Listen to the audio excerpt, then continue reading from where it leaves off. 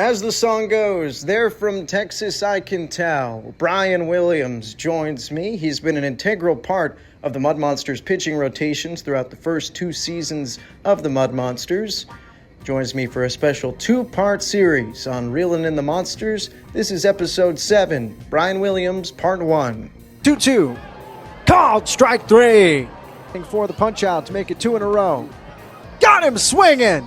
He's got forward twice. 5 strikeouts for Brian Williams, back-to-back here in the bottom of the third. Hey guys, welcome back to Reelin and the Monsters. I'm here with Brian Williams. What's up? The other Texan in the house on the Mud Monsters. We have 3 who work for Mississippi. Myself, Brian Williams, and intern Ania. Brian, how you doing today? Doing good. How about yourself, man? Good. Good. Thank you so much for joining me No problem. today. Thank you for having me. Of course. You are a workhorse in the Mud Monsters rotation. Yes, sir. Led the team in innings pitched last season, 106 innings pitched. I think you were tied with Luis Devers last year. Yeah. And you're leading the team again already. I think you're up into the 70s now. Oh, yes, sir. So what kind of mindset comes with that? You know, you came back after your first year in Mississippi. You have that sort of thing built up in your head where you're the leader, sort of, and you're leading in innings pitched. I think you were number 1 in strikeouts as well. You are number 1 right now, too. Yes, sir. So, like, what comes with that? Just the mindset is just going out there and competing. I've always been, I'm the youngest of my family, so kind of like grinding things out and just trying to like figure out a way to get the job done has always been like my mentality and how I was raised. So I just kind of take one pitch at a time and just like get to the 6th or 7th inning for the team and also for the bullpen because I feel like that's the best thing for us. And I just go out there and just compete because I just love being out there on the mound, just showing like my dominance and letting the other hitters and team know that I'm here. Like you have to go through me to win the game. So Absolutely. And you're having another great year. You are leading the staff again. So let's take it back to your beginnings in the sport of baseball. Gotcha. I think you have a little bit of a unique path because you're a multi-sport athlete, but when did baseball start? Baseball started when I was around like 5 years old. My dad was my Little League coach. So, again, I was the youngest of 6 kids, and my older brothers played baseball growing up. So it's always kind of been around the sport of baseball or other sports as well. I just started around 5 years old, played with my brother that's a year and 6 months older than me. We was always on the same team. My dad was coaching us, so that's kind of started when I was a young Todd. So That's awesome. Yeah. So were you always a pitcher? So I wasn't always a pitcher. Like I pitched before. Mainly I played like second base or outfield. Believe it or not, I was kind of shorter growing up. Really? I wasn't really, like growing up, I was always one of the shorter kids until I got to say like 11th grade. That's when I hit my growth spurt. Well, 10th grade I started hitting my growth spurt. I started having like knee pains like that. So I was kind of excited that I was going to grow. So I was kind of like 5, 6 growing up, like in middle school. So I was always getting not bullied, but like always messed around with because everybody loves messing with me. Oh. So growing up, I played middle infield, third base, second base, and a little bit of outfield. Then once I started getting older, I started like building it, like get into my frame, so I get a little bit faster. They moved me to the outfield, so I love playing the outfield. Just love like tracking baseballs down and doing that. So yeah, second base and a little bit of outfield is my key thing. I kind of caught a little bit, only caught because my older brother would pitch, and I didn't like catching him because I always played with the older group, and he always threw pretty hard. I'm like, yeah, I don't want to catch you. So my dad was like, you're the only guy that can catch him. I was like, I don't want to be back there. So Some of us stopped growing at 5, 6 in middle school. Sorry about that. No, it's okay. Short king. Short king, they rule. But you're from Texas. Yeah. And you're from Bryan, Texas. Yes. And your name is Brian. Did you grow up there your whole life? Yes, I was born and raised in Bryan, Texas. So I kind of got Brian for Brian all the time. Like everywhere I went, like if I had like a job interview, oh, you're from Bryan? Are you from? And your resume says Brian too. I was like, yeah, Brian from Bryan. They just started laughing. I was like, yeah, like here we go. But yeah, I was born and raised in Bryan, College Station, yes, sir. That's awesome. Yeah. And you went to middle school there, and then you go to Rudder High School, right? Yes, sir. Okay. And you're playing a couple different sports there. Yeah. What all did you do? I know, like, in Texas, football's huge. Oh, it's huge.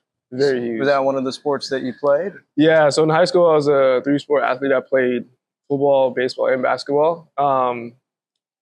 If I'm being honest with you, I was always like naturally gifted, like playing baseball, because it just came like secondhand, in my opinion. I love playing football as well. If I'm being honest with you, I didn't like the tackling, but I just like playing like receiver, catching the ball, like getting away from people, running out of bounds, like having fun. Like I just love that. I just love basketball as well. My old basketball coaches, they loved me. They kind of like they loved it because I was one of the shooters on the team. So I just stood in the corner, shot threes. I could have did more. Should have did more. I think one of the coaches might see this on Instagram and might be like, "Yeah, Brian, you should have did more." But I just love like competing. If that being honest with you, so playing all those sports kind of taught me a lot. Just being a competitor, going out there and trying to win the game because I love winning. Kind of don't like losing at all. Kind of like a sore loser. So yeah, playing baseball, basketball, and football is just something that I love doing. Just love playing, love competing. So Wow. yeah. Would you say that you're the best athlete on the team? On the Mud Monsters? Yes, Yes. I would say yes. I mean, I believe it. Yes, I would say I yes. saw you come off the mound for a pop-up the other day, ended up falling, but you were running down that way, really breakaway speed. I'm still kind of upset about that because I should have caught it, but Victor was right there. I'm like, all right, I'm gonna just let him catch it, but all I had to do was just literally stretch my arm out. I would have caught it, and I'm like, I looked at the dugout, said some choice words, and I just went back to the mound. So, but I got the guy out after that, so that's all that matters. If we got a hit, I would have been like super upset. So. Yeah.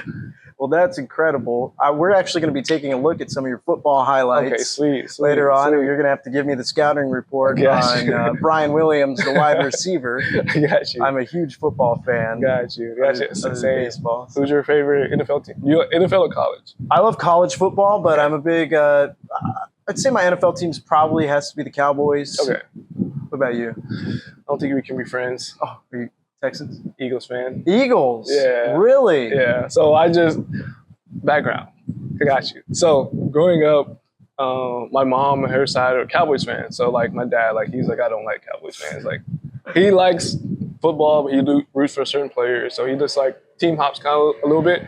So growing up, I always like one of my favorite receivers was Randy Moss, and then it was T.O. And T.O. came to the Eagles, and I just like kind of fell in love with the way he played, how much fun he had on the field. And then I seen Deshaun Jackson and how much fun that he played, how explosive he was.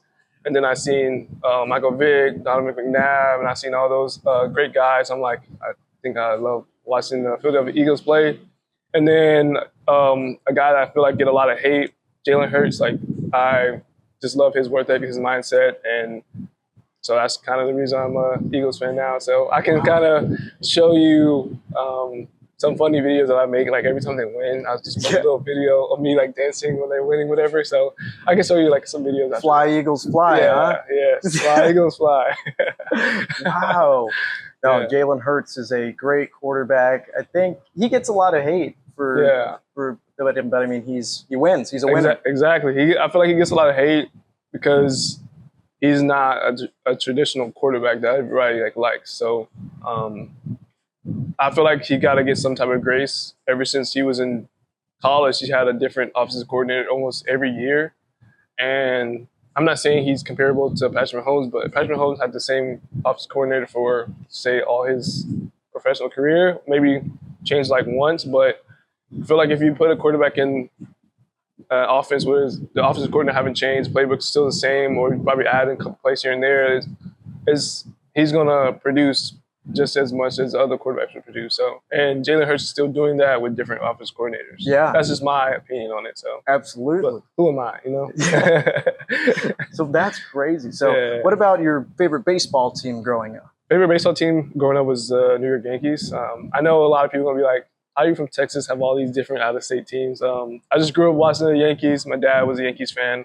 Kind of watched them growing up. Went to a lot of the Yankees games at the old Texas, at the old Ranger Stadium. Yes, ballpark in Arlington. Yes, I love that. That was like my first Yankees game I went to. I remember going there. It was like me, my dad, my brother Darian, my cousin Darian, and my uncle. and we just went out there, watched Derek Jeter play. It was like amazing time. Yeah, it was like when I was like super young, so it was amazing. And then growing up, my old manager for the that I played with my first year in indie ball, the Idaho Falls Chuckers. He's the first base coach for the Astros now. So I remember we took him the first time in Houston. Me and my brother took him to get some food, and we went out to. He's like, "Oh, like y'all want to go to the game? Opening series, opening day against the Yankees at Astro Stadium." Guess when Juan Soto came to the team. Wow. And he's like, "Y'all want tickets?" We got tickets. We sat like near home plate. We were just amazing. It was an amazing experience that I ever had. So many people. It was fun. So Wow. yeah. And that was opening day? Yeah, opening day. Really 2 years ago, I believe so. Yeah. Wow. It was amazing. Yeah. Juan Soto on the team. Juan Soto. Yeah. That was a game that they were winning. I think 3-2. Juan Soto got a ground ball in the outfield, host somebody at home, and that's when me and my brother were like, bro, we have to leave because if you don't leave now, it's gonna be crazy traffic. So like we were walking out of like on the concourse, and we just watching the game as we walk, running into people at the same time, and we just seen Juan Soto get the ball and throw somebody out at home. And like the whole crowd just went crazy. And then after that, you know, brother looked at each other, was like, yeah, game's over. We can go ahead and leave now. So yeah, they ended up winning the game, I believe, like 3-2 or something like that. So yeah, Wow. It was a crazy experience. I loved it. So Eagles fan, Yankees fan. Who was your favorite athlete? It can be because you played all different sports. So my favorite athlete is Kobe Bryant. When I played basketball younger, I love basketball. When I played basketball, like I just love Kobe Bryant. I love, if you look at Kobe Bryant, he's like a traditional type of 6-foot guard. Like he doesn't have, if you look, like I kind of listen to a lot of his like motivational talks and speeches before I start. He always says that he was like, he had big hands, but not insanely big. He was fast, not like super fast. He was always quick, but not super quick. So the way he got better was just his mindset. Like he had to outwork everybody. If I'm out there in the pitcher's mound, like working on my drills, and I see you come out there, I'm gonna make sure I'm gonna keep working until you leave. That's Kobe Bryant's mindset. So that's something I kind of like told myself, and I kind of took from him because his mindset was, you're not going to outwork me ever in your life. I'm going to make sure I'm going to outwork you, and you're going to see me outwork you each and every time. So Kobe Bryant is probably he is my number one athlete. But then after that, it's like John Jones. I just love John Jones. He just knocks everybody out. So yeah. Wow. Yeah. And that's like a great mindset to have and bring when you're a competitor and Exactly. on the mound. And I was telling you when we were walking over here, it's so interesting because you're such a competitor on the field. Over here, you're just such a calm, demeanored person, and on the mound you are as well. But you're just a very soft-spoken person. But on the field, you have that killer mentality to just, you know, here's my best stuff. See if you can hit it. Exactly. I feel like that's the best thing that I kind of bring to the table because but I feel like when any sport, if you're just trying to you're thinking too much, trying to overanalyze anything, like that's when you start being too perfect. You try to hit a spot, or you're trying to make this shot or run this route and just go out there, have fun, like make the defense or make the hitter hit your best stuff. And when you're pitching, you kind of have the control anyways because you know what you're going to throw. They don't know what you're throwing. So let's just let them hit the ball and just have fun. Like see ball, hit ball, AC. So yeah. Tell me about your journey post high school, offers in sports, and where you end up going first. So out of high school, I played 3 sports. Didn't know which one I wanted to play. In college, I kind of went into baseball season super late because I played basketball. My basketball team was always kind of in playoffs. So baseball season already was going with the tournaments, almost like seasons from the start. So I got there kind of late. So I played football. I got an offer to play at Navarro Junior College in Texas. Corsicana, yes, sir. So got the offer to play there. My basketball coach at the time, he was kind of telling me there's some teams talking to me about you, but he never really told me the teams or anything like that. So I kind of just took the football route, and they'll play for my college. It's the most important thing for me, for them to pay for my college and get a scholarship. So I took that route, went to Navarro, played for a year and a half or 2 football seasons, and then loved it there. Met a lot of good friends there. actually realized once I played at Navarro that I believe there's a lot of junior colleges can probably compete against some D1 schools, maybe, if you can say, because think about a lot of people go to JUCO, they kind of couldn't make the, let's say, the Texas or the Alabama because their grades or they got some trouble. And that's when like you kind of notice like this is like different. Like coming from 4A, 5A school in Bryan, Texas, then going to JUCO, it's like those guys were huge. Like they were big. I was again like 6'1", 6'2", around coming out of high school like 170, and then going to get some DBs that's 6'2", like 230, and they're just as fast as you. And it's like, all right, I need to either gain weight or get faster or like do something. So, but Cam Newton did that too. Yes, went to blend, right? Cam Newton went to blend. Fun fact, you might have to fact check me on this, but on my visit to Navarro, they kind of told us that they're the only college that beat Cam Newton when he was in college. Oh, wow. Because I believe he went undefeated throughout college, I believe. So Auburn. They said when he was in JUCO, they're the only team that beat Cam Newton. They might need to fact check that, but we might. We'll check that out. Yeah, that's what they said. I'm a stat guy, so. Oh yeah, that's what they said. So that'd be great for some trivia. Exactly. Well, so are you not playing baseball at that point? Are you just focusing on football? So I'm just focusing on football. So I stopped playing baseball for a good 2 years, basically. So it's kind of a funny story. I didn't play baseball for 2 years. I had some offers to play football out of state after JUCO. Kind of didn't want to go out too far from home or out of state. So like my older brother, he's with his pitching coach in Texas and like Tomball, like at DST. So we're out there and he's with his pitching coach, and the coach is like, "Oh, are you thinking about going back to play baseball again?" I said, "Yeah, I'm thinking about it." And then he's like, "All right, get on the mound." Haven't thrown a baseball. Like, were you really thinking about it? Yeah, I was thinking about it, but like I haven't thrown a baseball in like a year and a half, 2 years. So I'm like, all right, cool. Get on the mound. I top out like 84. It was like kind of sitting like 82, 83. And he's like, my pitching coach now, this is my brother's pitching coach. His name's Michael. Michael goes, "Brian, like I can probably get you to throw like 93 plus 95 if you just work out, if you want to do it." I was like, yeah, like let's go. Like that's fine. So I was training him for the summer, and like my last bullpen was one thing about me. Like I can tell you I'm a competitor. A lot of guys I was training with that were throwing like high intensity bullpens, I was like to watch them before I go, and like they're all like 95, 97, and I like that's when like my pride gets in the way. I'm like, I don't want to get on this mound hitting 83, 84. Yeah. So after training with them for a summer, my last bullpen I was throwing with them, I hit like 95 on the gun, and I was like sitting like 2 to 4, like hit 95. And then a lot of people were like, "Brian, like you came a long way, like not just in baseball for basically 2 years, and then over a summer." Yeah, and over a summer just like training, like getting like just working on my little stuff. My mechanics was like bad. I'll say they were bad because they were pretty bad back then. But working on my mechanics and just getting familiar with like throwing the baseball again, that's kind of where I came from. So throwing 94, 95 after a summer, like that's kind of like was a huge jump for me. So that's kind of what I did.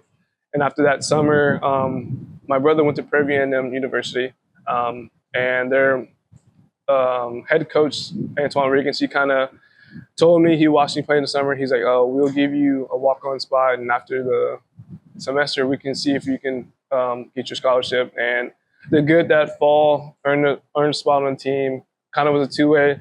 They kind of it was funny because my brother got drafted that year to the Angels, and they're like, "All right, we're gonna give you your brother's number." And I was like, "I don't want my brother's number at all," because like you want to make your own. Yeah, I want to make my own number, but it was pretty cool. Kind of once we had like a little team meeting, I could tell like some of the players were like knew I was his little brother, and we tried everybody for I think the first day we all introduced ourselves to the team, and I kind of stood up and I told him, I was like, "All right, like my name is Brian Williams. Don't call me D. Will, little brother. Don't call me Darren's little brother. Like I'm Brian Will. I'm my own person. Like don't call me any of that." So they all like just start laughing because they continue to call me D. Will's little brother. So yeah. So played at Prairie View, was kind of played outfield and pitch a little bit for my first year, and after that it was kind of history, just being out here. Wow. Yeah. Do you prefer playing the field or you prefer pitching? So if I'm being honest with you, I like pitching better. Don't get me wrong, I love like playing outfield hitting. I just wasn't for my frame, like I needed to like probably be like 230. Again, like I feel like my frame should be like 230. If I was 230, 220, oh, 100%. Put me in the outfield and let me just show you what I can do. Yeah. But pitching is my cup of tea. My coach in Prairie View, Antoine Riggins, he kind of told me, he's like, Ryan, you throw really hard. Because the second year, it was COVID. He kind of didn't give me the amount of bats that I had the first year. And but he was basically like pushing me to just be a pitcher only, which I really didn't want to do. But I kind of like look at it now, like I'm kind of thankful for that because if I was still trying to hit, then I probably wouldn't progress pitching like I should. Yeah. And he just kind of told me, he's like, you have like a better shot of getting signed or drafted out of college pitching because hitting's hard. Like if you want to hit in the SWAC, you have to hit at least like 380 plus because they kind of don't look at that conference too highly. So you got to do that. But so I just started pitching the next school I went to at Texas Southern, and I kind of like started progressing and pitching really well there. So how do you go from Prairie View to Texas Southern? So Prairie View, Texas Southern, I went there because the following year was my grad school, and I wanted to like Prairie View and them didn't have the grad program that I wanted. So, and that was after COVID. They kind of said everybody can have an extra year of playing. So after that, I kind of like looked around to go to a school. At first, I was going to go to HBU, Houston Baptist, which now is Houston Christian, I believe, or yes, Tevis Payne. Tevis Payne went there. I had a friend that went to that school. Their coaches were heavily like trying to recruit me, but it didn't go as planned. But Texas Southern recruited me. My other older brothers went to Texas Southern as well, and they recruited me. And I went to Texas Southern like right after the COVID, and I just went there. They had the grad school program that I wanted to go, and I just went there. Were they ball players as well? Yes. So my oldest brother, all athletic family. Yeah. So my oldest brother, he played basketball at Texas State, and my older sister, she didn't really play sports. She kind of did a little powder push just for fun at her high school. My older sister, she ran track at high school. She was really good hurdle runner, but she kind of stopped after high school. Then my brother Darian, my brother David, I'll say that, he was an athlete. He played at Texas Southern. He had a chance to go to. He played at the Louis Gore Series when he was 15, 16. And fun fact, he played against Junction Profar. Yes, he played against him, and when he was 16. And after the game that they played against Profar, he got signed to the Rangers. So it was actually pretty cool, like actually seeing a 16-year-old get signed right after the Louis Grove series. So, and then it was my brother who played football and baseball, but mainly good at baseball, and he got drafted, and there was me. So, yeah. Wow. Yeah. It's incredible. Yeah. It's such an athletic family. Yeah. Who do you think is the best athlete in your family? Oh, me, 100%. You? Yeah, 100%. And we'll see what they have to say in the comments. Oh, yeah, my brother, he's going to comment, and my dad will already tell him, he's like, yeah, Brian's better athlete. He tried playing basketball, and it wasn't too great. It wasn't too great. So you beat them in a game of horse? Yeah, I would. Yeah. So Texas Southern, you get there, and you're focusing on pitching now, and then you graduate. And what was your study like? I got my bachelor's in kinesics, and I got my master's in sports management. Okay. Yeah. Awesome. Yes, sir. Very cool. Yes, sir. So you graduate with your degree, and then did you immediately think that you wanted to play pro ball after that? You go to the MLB Draft League first. Yes. So after I graduated, the MLB Draft League wanted me to go there like right after school ended, but that was my second year of starting like every weekend, and I kind of had a lot of innings. So I told him I was going to take like a month off, just resting.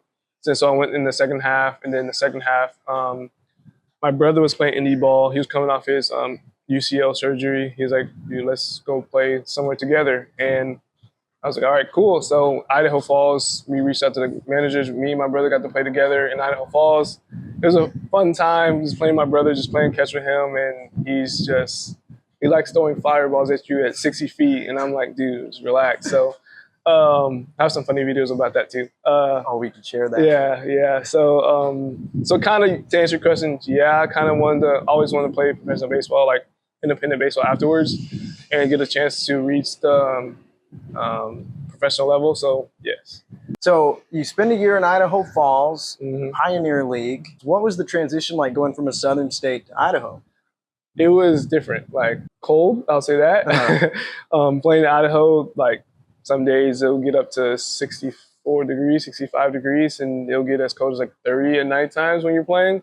So, and I'm used to just this type of weather, hot all the time, Yeah. and going up there where you have to, I'm super cold in nature, so I'm up there with 2 jackets on and a thermal long sleeve, thermal compressions under my pants, just freezing. And so most of the time, that's when I was out of the bullpen. Then I was mainly in the clubhouse, kind of watching the game out the door because I was so cold outside. So, but it was very different. I love the experience out there because it was beautiful going up there up north.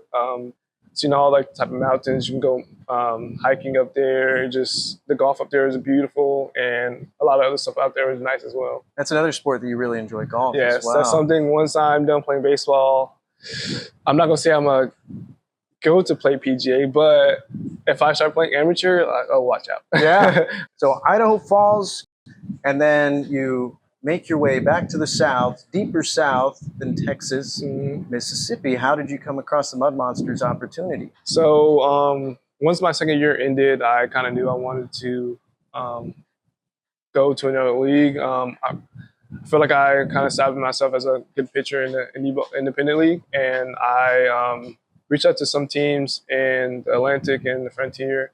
I found out that the team in Mississippi was they were making a new team out here. My brother told me, and I kind of reached out to Skinner. I played against him in the Pioneer League.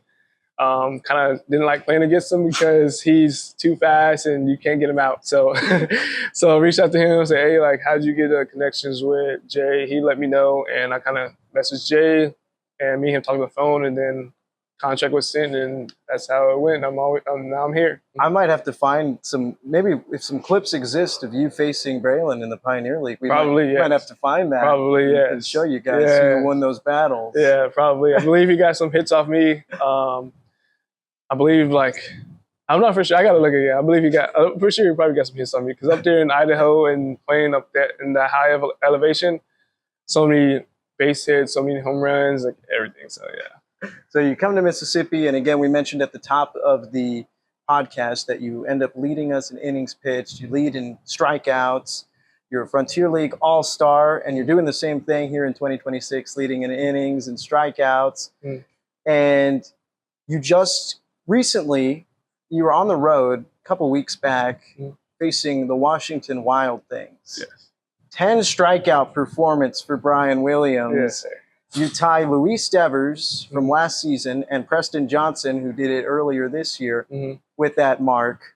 What was going through your head in that performance? Because that's a very potent Washington lineup. They have Brocato, who's leading the league in home runs right now. Andrew Check. Crazy lineup. So what were you thinking? I was just going out there just trying to compete. Same thing as always, just one pitch at a time mentality. Just trying to let them hit the ball. Like it's hitting the baseball is hard. I want to make it easier on myself. Just kind of tell them like hit the ball, just throw it in the zone, let the defense work, and it's kind of going to my favor. A lot of my pitches were working that day, moving like I wanted to move, and I just felt really good that day. So, yeah. Wow. Did you know that you were at 10 when you hit 10? I did not know I was at 10. I know I had like quite a few strikeouts. Me and a couple of players on the team, me, Art, and Jackson, we kind of like start betting each other like, oh, this outing, let's see who has the least walks, and we kind of put a bet on it. And then the last 2 weeks, we kind of bet like strikeouts, and I won the last 2 weeks, and that's one of them. I had 10. But no, I didn't know I had 10. If I knew I had 10 and tied, I would have told him, let me go out there for another one. Let me see if I get one more to like beat the record. But I didn't know I had 10. Yes, no, I did not. Wow. Yeah. No, you were just locked in. Oh yeah, I was just locked in. I just wanted to win and just give my team the best chance to win the game.